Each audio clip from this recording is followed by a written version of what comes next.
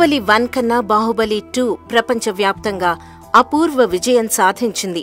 Baahubali part 1 కి తెలుగునాట critics and media applause అంతగా రాలేదు. కానీ పార్ట్ 2 విషయంలో అది కూడా సాధించేశారు.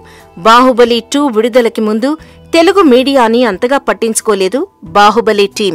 అందుకేనేమో ఇప్పుడు థ్యాంక్స్ మీట్ పెట్టడానికి ప్లాన్ చేస్తున్నారు దర్శక నిర్మాతలు. బాహుబలి గురించి గొప్పగా ప్రచారం చేస్తూ ఆ సినిమా విజయంలో భాగస్థులైనందుకు గాను తెలుగు మీడియాకి ఓ సాయంత్రం థ్యాంక్స్ గివింగ్ మీట్ పెట్టాలని డిసైడ్ అయ్యారట. ఈ మీట్ ని దర్శకుడు రాజమౌళికి అలాగే హీరో ప్రభాస్, రాణాలకి సెట్ అయ్యే డేట్ కోసం చూస్తున్నారు నిర్మాతలు. ఇంతకు ముందు బాలీవుడ్ లో ఏర్పాటు చేయబోయే సక్సెస్ పార్టీకి ప్రభాస్ ని నిర్మాతలు ఇన్వైట్ చేస్తే ఇలాంటి పార్టీలంటే తనకిష్టం ఉండదని సైడ్ అయిపోయాడు.